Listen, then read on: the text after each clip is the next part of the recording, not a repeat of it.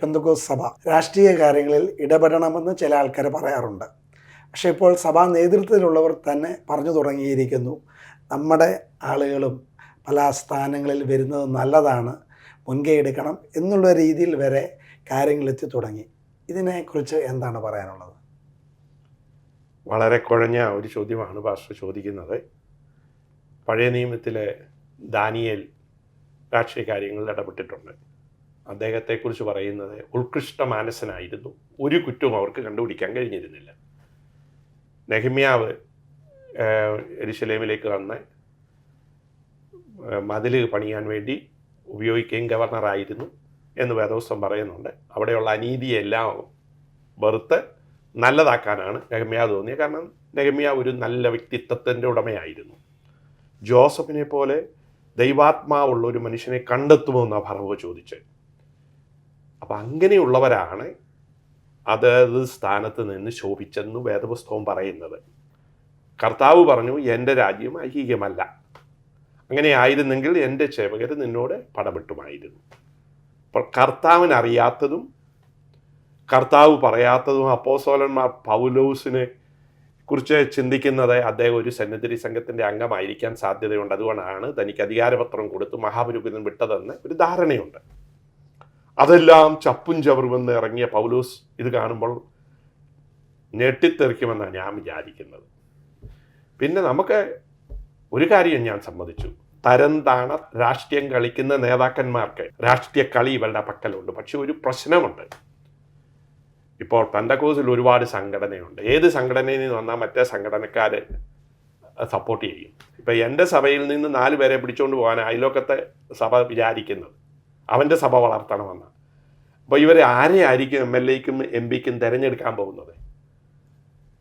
A ഡിനോമിനേഷനിലുള്ളവൻ Bക്ക് vote ചെയ്യത്തില്ല, B ഉള്ളവൻ Cക്ക് vote ചെയ്യില്ല. അങ്ങനെ ആയിരുന്നെങ്കിൽ ഇവർ ഒന്നിച്ചൊരു കൺവെൻഷൻ നടത്തി, ഇത്രയും പീഡനം നടക്കുന്ന കാലഘട്ടത്തിൽ ഒന്നിച്ചൊരു മീറ്റിംഗ് നടത്തിയിട്ട്, ഒരു ക്രിസ്ത്യ മീറ്റിംഗ് നടത്തി ലോകത്തിൻ്റെ മുൻപിൽ ഇവരൊന്നാണെന്ന് തെളിയിക്കേണ്ടത് ആവശ്യമാണ്. ഇതിപ്പോൾ ഒരു സഭയിൽ തന്നെ അന്യോന്യം പോരിന് വിളിക്കുകയും വഴക്കുണ്ടാക്കുകയും ചെയ്യുന്നവരെ ഇവരുടെ മഹാബലം കാണിക്കാൻ വേണ്ടി MLA-യും MP-യും കൊണ്ടുവരാൻ നോക്കുന്നുണ്ടല്ലോ.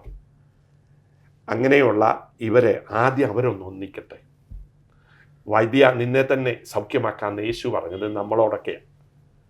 നമ്മൾക്ക് ഒരു ഒരുമയുമില്ല. ഒരു സംഘടനയിലും 2 വിഭാഗക്കാരെ പൊളിറ്റിക്സ് കളിച്ച് സഭയെ താറുമാറാക്കിയത് ഇവരൊക്കെയാണ്, ഈ നേതൃത്വങ്ങളൊക്കെയാണ്. ഒരു കാലത്ത് സ്വർഗത്തിലെ തീയായിരുന്നു ഇവരുടെ വിഷയം. ആത്മാഭിഷേകം, തീ അഭിഷേകം ഒക്കെ ആയിരുന്നു. ഇപ്പം പൊളിറ്റിക്സിലേക്ക് മാറിയെന്നേ ഉള്ളൂ. കാരണം ഇവർ തരത്തിനനുസരിച്ച് വർത്താനം പറയുന്നവരാണെന്നാണ് എനിക്ക് തോന്നുന്നത്. ഒരു കാലത്ത് നമ്മുടെയൊക്കെ കൺവെൻഷന് ആരെങ്കിലും രാഷ്ട്രീയക്കാർ വന്നാൽ ഒരു ഗ്രീറ്റിങ്സ് പറഞ്ഞു പോകുമായിരുന്നു. ഇന്നിപ്പോൾ അവരാണ് നമ്മളെക്കാൾ നന്നായി പ്രസംഗിക്കുന്നതെന്നാണ് എനിക്ക് തോന്നുന്നത്. പലരും കടന്നു വന്ന് നല്ല ഒന്നാന്തരം പ്രസംഗം ചെയ്യുന്നുണ്ട്. കാരണം അവർക്ക് മനസ്സിലായി ഇത് വെറും പ്രസംഗമേ ഉള്ളൂ, അവരെ പോലെ രാഷ്ട്രീയക്കാരെ പോലെ. അപ്പോൾ അവരും അങ്ങനെ പ്രസംഗിക്കാൻ തുടങ്ങി. കർത്താവിനും അപ്പോസ്തലന്മാർക്കും മറഞ്ഞിരുന്നൊരു മർമ്മം ഈ മഹാന്മാർക്ക് വെളിപ്പെട്ടെന്നാണ് എൻ്റെ ചിന്താഗതി. രാഷ്ട്രീയക്കാരായാലേ നിലനിൽപ്പുള്ളൂ എന്ന് ഞാനിതുവരെ വിശ്വസിച്ചത്. വലിയ പ്രശ്നമുണ്ടായപ്പോൾ അപ്പോസ്തലന്മാരെ ഒന്നിച്ചുകൂടി പ്രാർത്ഥിച്ചു. അപ്പോൾ അവരിരുന്നടം കുലുങ്ങി അവർക്ക് പ്രസംഗിക്കാൻ ധൈര്യം കിട്ടിയെന്ന വേദപുസ്തകം പറഞ്ഞിരിക്കുന്നത്. ഇന്നിപ്പോൾ ഇവർക്ക് പണമുണ്ട്, ആൾബലമുണ്ടെന്നാണ് ഇവർ പറയുന്നത്. അതുകൊണ്ട് ഒരു സംഘടനയൊക്കെ ഉണ്ടാക്കി അവർക്ക് ഈ പെർസിക്യൂഷനിൽ നിന്നൊക്കെ രക്ഷ പ്രാപിക്കാമെന്നാണ് വിചാരിക്കുന്നത്. ദൈവം സഹായിക്കാതെ എനിക്ക് തോന്നുന്നില്ല ഇവരുടെ ആരെങ്കിലും രാഷ്ട്രീയക്കാരായാൽ എന്തെങ്കിലും സാധിക്കുമെന്ന്. അങ്ങനെ ആയിരുന്നെങ്കിൽ ഒരു MLA-യോ 2 MLA-യോ ഉള്ളവരെല്ലാം വലിയ കാര്യങ്ങൾ ചെയ്യുമായിരുന്നല്ലോ.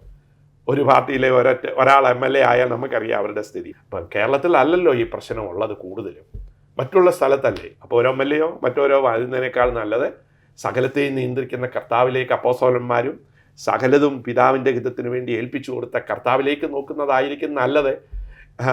ദാനിയേൽ രാജാവിനോട് പോയി ചോദിച്ചില്ല, നീ എന്തോ ഇത് കാണിച്ചത്, ഞാൻ ഇവിടെ രണ്ടാമനായി വാഴുമ്പോൾ എന്നോടൊരു വാക്ക് ചോദിക്കാതെ സൈൻ ചെയ്യാഞ്ഞത് മോശമല്ലേ എന്ന് ചോദിച്ചില്ല. അവൻ നോക്കിയത് ഉയരത്തിലേക്കാണ്. ആ യെരുശലേമിനെ നോക്കിയാണ് താൻ ഇരുന്ന് പ്രാർത്ഥിച്ചത്. ജോസഫും അങ്ങനെയാണ്.